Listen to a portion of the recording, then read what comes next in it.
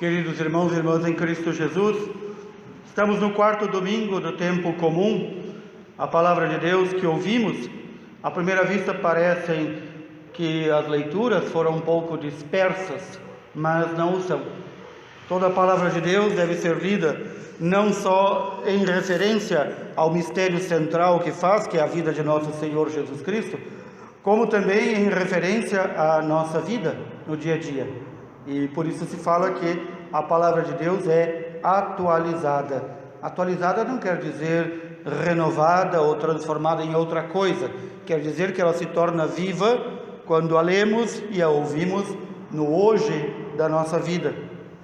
Nós ouvimos este texto do livro do Deuteronômio, esse pequeno trecho do capítulo 18, em que o Senhor fala a Moisés que vai enviar profetas, e entre eles o maior de todos, que há de revelar todas as coisas, e que este profeta deve ser ouvido.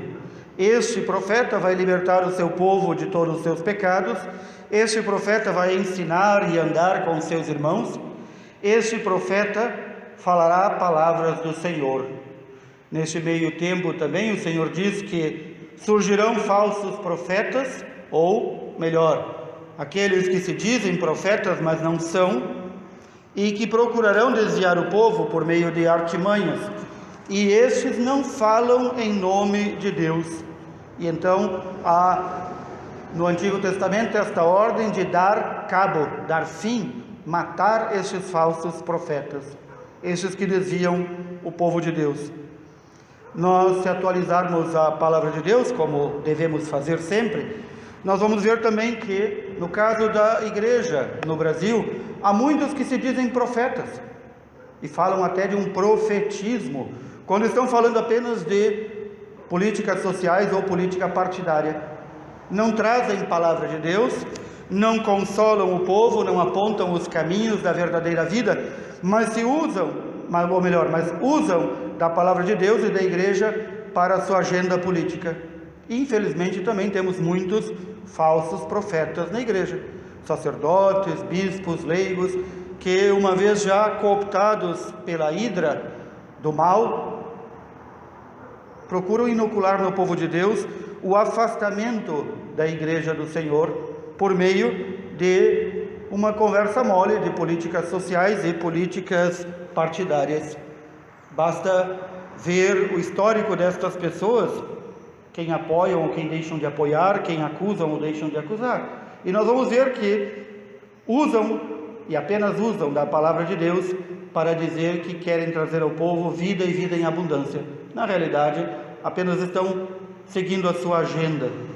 Mas voltemos à palavra de Deus no seu cerne, que fala deste profeta que deve ser ouvido e será ouvido por todas as nações.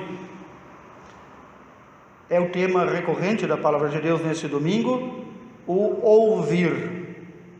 Não apenas o ouvir, mas tudo aquilo que se segue ao ouvir a Deus e o seu profeta. Ouvir a Deus, segui-lo, procurar amá-lo e pôr em prática aquilo que o Senhor nos ensinou. O Salmo 94, que diz: não fecheis o coração, ouvi hoje a voz de Deus, ele é aquele eco daquele momento no deserto, em um lugar chamado Meriba, que o povo em Meriba e em Massa, apesar de ter visto todas as obras do Senhor, apesar de ter visto a libertação milagrosa da escravidão do Egito, apesar de ter sido alimentado no deserto com as codornizes, com o maná do céu, com a água que não faltou, apesar de tudo isso, o povo murmurou contra Deus. E então o Salmo diz, a voz de Deus dizendo: não fecheis os corações como em Meriba, como em Massa no deserto, naquele dia em que outrora vossos pais me provocaram, apesar de terem visto as minhas obras. Como não atualizar isso para a nossa vida?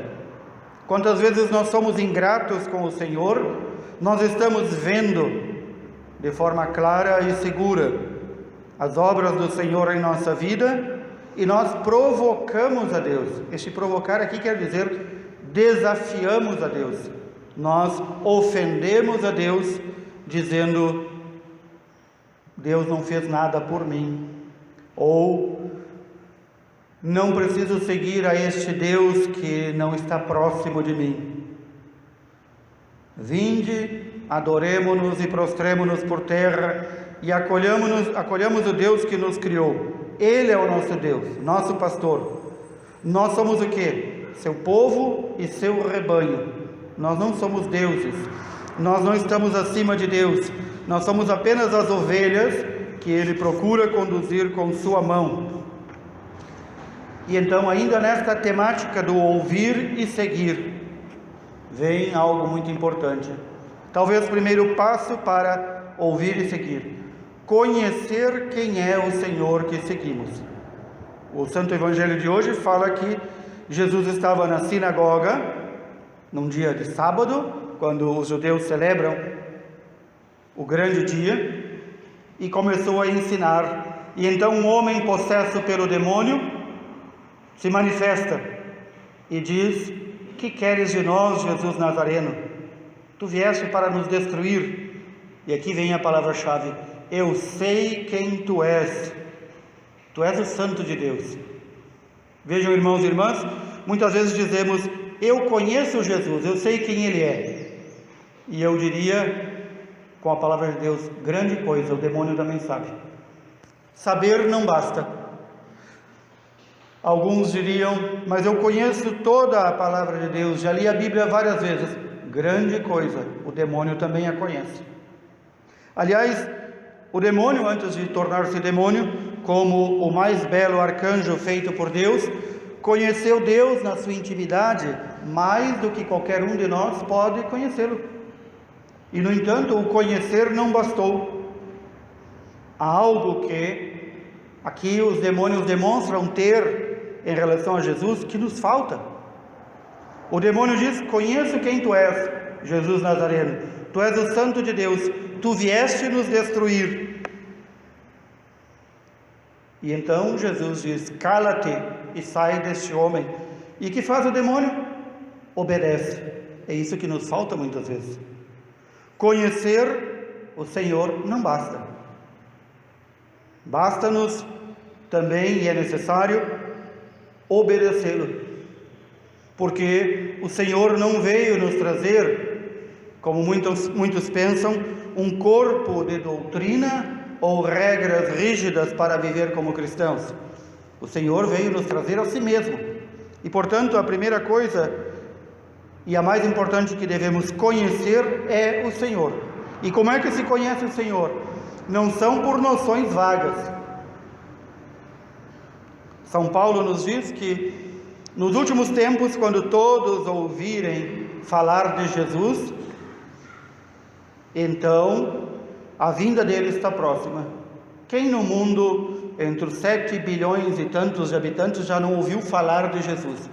É claro que São Paulo, quando diz ouvir falar, significa ser evangelizado, conhecer profundamente. Não basta conhecer por noções vagas que Jesus é o Filho de Deus, que Jesus fundou uma igreja, que Jesus veio nos salvar. É necessário conhecê-lo profundamente. E como se atinge esse conhecimento profundo? Aqui está o famoso pulo do gato. Como é que se atinge esse conhecimento profundo do Senhor? Na intimidade com Ele. É necessário, sim, que nós estudemos o catecismo para conhecer a fé que o Senhor nos deixou através da sua igreja e dos apóstolos. Isto é muito necessário, mas não basta. É necessário conhecer profundamente a palavra de Deus. Sim, é muito necessário, mas isso não basta.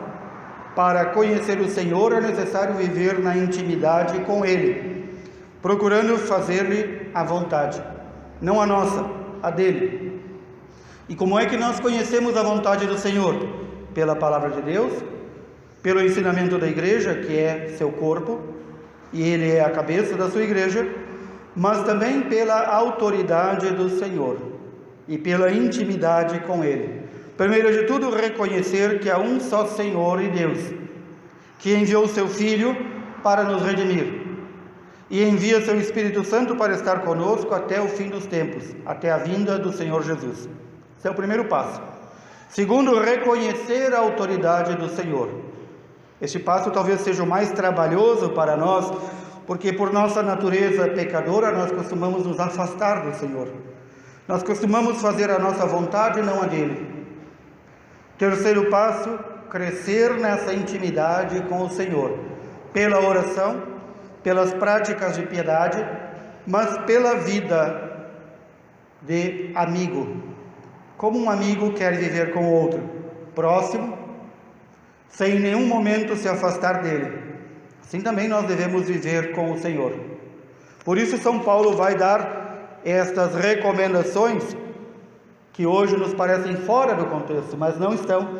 Está falando do homem não casado, o homem solteiro, que é solícito pelas coisas do Senhor e procura apenas agradar o Senhor. Por isso a igreja entendeu desde cedo que aqueles que se dedicam 24 horas à evangelização e a tornar Jesus conhecido devem permanecer celibatários, devem permanecer solteiros, os sacerdotes, para que não fique dividido entre agradar a sua esposa, agradar as coisas do mundo, procurar as coisas do mundo e não ficar dividido. Isso não é um imunizante contra as divisões que um homem sofre. Muitas vezes há sacerdotes, e eu mesmo tive a desgraça de conhecer, que embora não tendo esposa, passavam o dia inteiro preocupados com a sua conta bancária.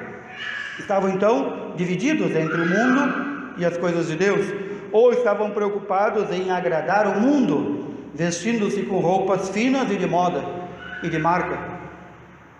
Estes não estão preocupados em agradar a Deus, estão preocupados em agradar ao mundo. E nós podemos perceber isso claramente, basta ter os olhos e os ouvidos bem abertos. Então São Paulo diz, aquele homem, e está falando também das mulheres, que mantém-se solteiro por causa do Senhor, não deve encontrar-se dividido entre as coisas do Senhor e as coisas do mundo. Porém, aquele homem e aquela mulher que estão casados têm como preocupação principal agradar a sua esposa e procurar as coisas do mundo. Não está falando que isto é mal, está falando que nesta vida do mundo, em que a maioria de vós viveis, é uma vida dividida, e que neste meio desta divisão devem procurar também ter zelo pelas coisas do Senhor. É por isso que a igreja nos ensina que cada um de nós deve se santificar no seu estado de vida. Quem é casado deve santificar o seu estado de vida. Quem é solteiro deve santificar o seu estado de vida. O religioso em seu estado, o sacerdote em seu estado. Cada um de nós pode e deve se santificar em seu estado de vida. Significa tomar consciência bem clara das atribuições do estado de vida que escolheu e procurar servir o Senhor também aí neste estado. Procurar a santificação. O esposo procure santificar a esposa procure santificar o esposo. Não é por nada que São Paulo vai dizer que muitos homens são santificados por causa da esposa, que normalmente são, ou melhor, a pessoa, a parcela da família mais religiosa. Então, aqui também há uma mútua integração de atribuições. O esposo procurar santificar a esposa procurar santificar o esposo, ambos buscarem a santificação dos filhos e a educação de seus filhos. No mundo há divisões? Sim. Viver no mundo é muitas vezes esquecer-se de agradar a Deus para agradar ao mundo. Mas, tendo bem presente a santificação que cada um de nós deve levar em sua vida, nós podemos encontrar e devemos encontrar, não só momentos, mas todos os instantes de nossa vida, para que sejam momentos e instantes de louvores a Deus, para não sermos ingratos como aqueles nossos antigos pais no deserto, que viram tantas graças e bênçãos derramadas por Deus e não reconheceram a presença de Deus. Às vezes nós nos deparamos com grupos Pessoas que, embora casados, vivam como se não fossem. Não estão santificando a sua vida de casados. Conheci um pregador, assim dito, famoso no Brasil, que andava o Brasil inteiro pregando. Quase nunca estava em casa. E um dia surgiu no meu caminho e perguntei: tu não tem esposa e filhos? Tenho. E onde estão? Onde está o teu convívio com eles? Tu te casou para ter um lugar para levar a roupa suja para lavar? Para usar e abusar de uma esposa? Para dizer que é casado? Tu não está vivendo a tua vida de casado. Tu está querendo viver a vida de um sacerdote. É isso, queridos irmãos e irmãs. Cada um procure viver a vida no estado de vida para o qual foi chamado. A nenhum de vós foi dado ser chamado ser sacerdote. Portanto, não procurem viver como sacerdotes. Procurem viver como leigos que são. A nós sacerdotes, nenhum de nós, depois de chamado ao sacerdócio, foi dado o chamado de viver como um leigo. Portanto, há coisas que muitos de vós fazeis que nós não podemos fazer, ou que não nos convém fazer. É um domingo também para perguntarmos-nos a nós mesmos, iluminados pela palavra de Deus: eu tenho vivido o estado de vida para o qual fui chamado, ou para o qual escolhi? Como em meu estado de vida eu tenho louvado, adorado o Senhor, crescido na intimidade e no amor a Jesus, para melhor conhecê-lo e amá-lo, e torná-lo mais próximo de mim? Essas perguntas nos devem fazer refletir, a partir da palavra de Deus que ouvimos, para que nós não fiquemos apenas no sei quem tu és, Jesus. Isso os demônios também sabem, nós ouvimos no Evangelho. Mas sei quem tu és, te amo e te obedeço por quem és. Isso, em parte, os demônios fazem. Eles obedecem o Senhor, não o amam. Mas nós temos esta graça de amar o Senhor. Peçamos ao Senhor que faça crescer em nosso coração o amor por Ele, o conhecimento nele e a obediência a Ele. Louvado seja nosso Senhor Jesus Cristo.